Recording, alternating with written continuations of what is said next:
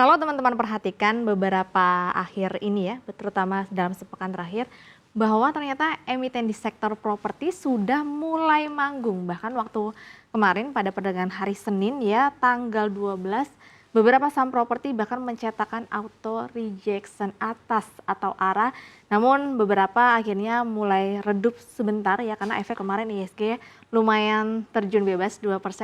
Tapi apakah ini menjadi tanda-tanda bahwa sektor properti sudah mulai manggung di tahun 2026?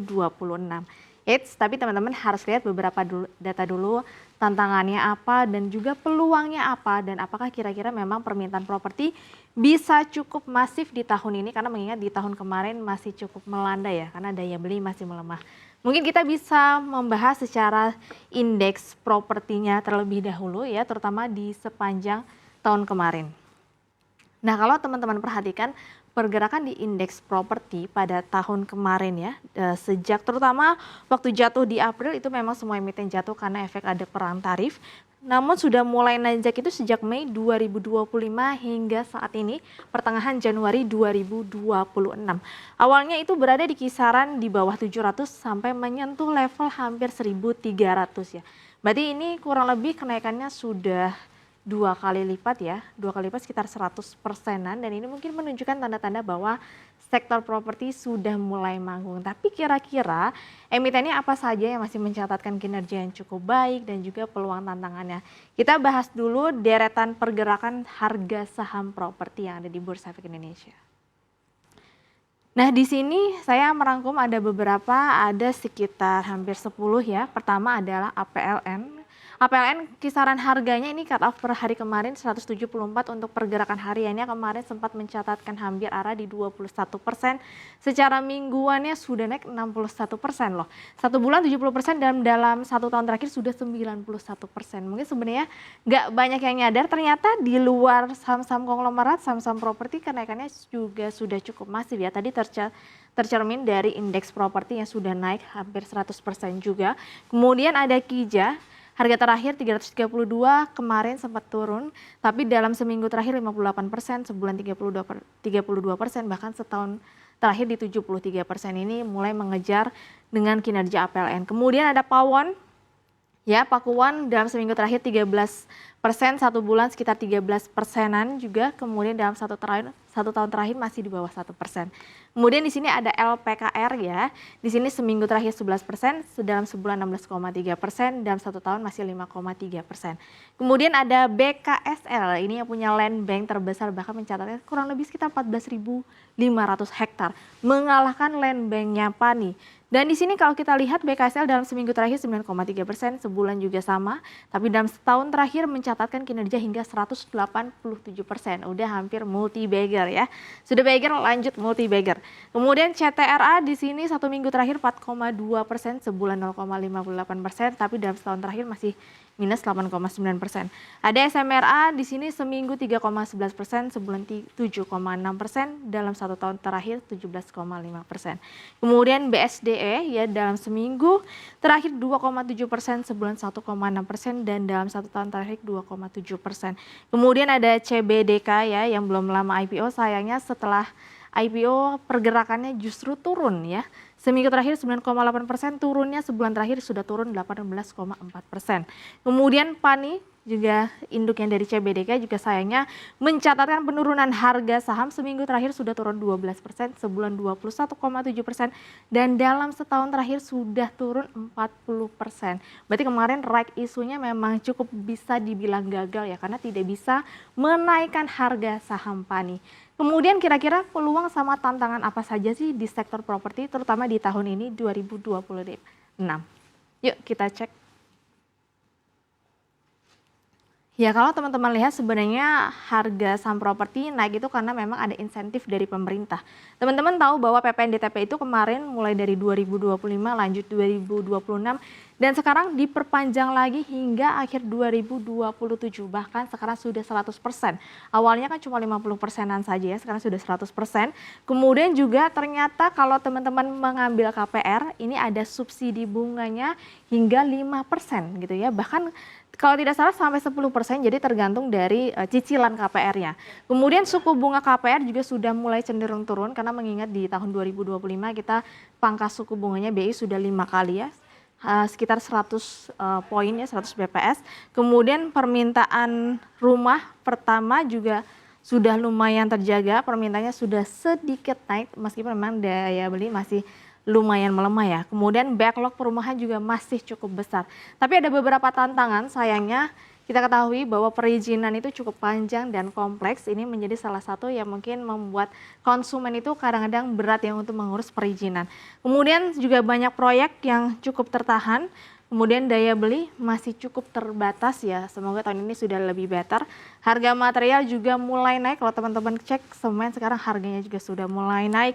Kemudian marginnya akhirnya juga tertekan karena selisih untuk mendapatkan cuannya itu lebih kecil karena materialnya naik tapi sisi daya belinya masih lemah, sehingga untuk menaikkan harga properti itu juga masih cukup sulit. Nah, kira-kira kalau dari sisi profitabilitas, mana sih yang paling cuan dari sisi revenue dan juga laba bersihnya? Ya, kita intip.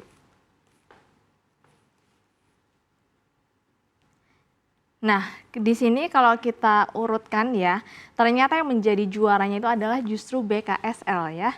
Kalau kita lihat Sentul ya, TBK ini juga sudah lumayan ya, padahal dia juga punya land bank itu sampai 14.500 hektar ya, dan juga ada potensi kerjasama dengan Danantara di Bioton KEK atau kesehatan, dan juga terbaru adalah PLTS ya. Nah, kalau kita lihat revenue-nya ini dari kinerja keuangan yang terakhir yaitu di 837 miliar atau naik 96%. Untuk laba bersihnya di sini naik sekitar 161%, itu 72 miliar. Kemudian ada PANI juga kinerja keuangannya sebenarnya bagus ya yang terakhir di kuartal 3, cuma sayangnya kinerja harga sahamnya belum mendukung. Revenue-nya naik 48%, 3 triliun.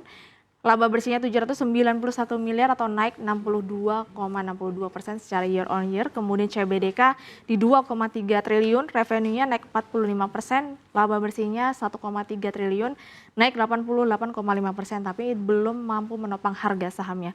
CTRA di 8,4 triliun, revenue-nya naik hampir 18%, laba bersihnya 1,6%, net income-nya di 27% naiknya. Kija 30,67 triliun, revenue-nya naik hanya 9,14% saja. Sayangnya kenaikan pendapatan tidak mampu menopang laba bersihnya masih laba 277 miliar, tapi sayangnya turun 43%. Karena bebannya masih tinggi ya, terutama di kawasan industri. Pawon di sini 5,1 triliun, revenue-nya dinaikkan 6,9%, laba bersihnya 1,7 triliun, labanya cuma naik tipis ya 3,8% saja. Nah, untuk 4 terakhir ini sayangnya pendapatan sama laba bersihnya masih turun. Ada PLN, revenue-nya 2,6 triliun tapi turun 4,7%. Untuk labanya sayangnya masih rugi 58 miliar atau turun performnya 40%. Kemudian BSD di pendapatan 8,7 triliun, untuk pendapatannya turun 12,9%, laba bersihnya 1,36% tapi turun 49%. Kemudian Sumarekon atau SMRA di sini revenue-nya 6,4 triliun, sayangnya turun 14,8% secara tahunan. Laba bersihnya 550 miliar tapi turun juga performnya 41%. Kemudian ada LPKR ya, Lipo di sini hampir 4 triliun, 6,4 triliun, revenue-nya turun 30,4%, laba bersihnya di 368 miliar, tapi sayangnya justru labanya anjlok hingga 98%. Nah, ini kan dari perform profitabilitas. Dari sisi valuasi, mana sih yang masih murah? Yuk kita intip. Nah, di sini kalau kita urutkan ya, ternyata yang masih murah itu adalah LPKR meskipun tadi labanya anjlok hingga 98%. LPKR PBV saat ini 0,24, rata-rata PBV-nya dalam 5 tahun 0,4. Kemudian APLN PBV saat ini 0,35, rata-rata PBV dalam 5 tahun 0,3. BSDE yang punya land bank terbesar ya di antara emiten lain 0,47, rata-rata PBV 5 tahun 0,62.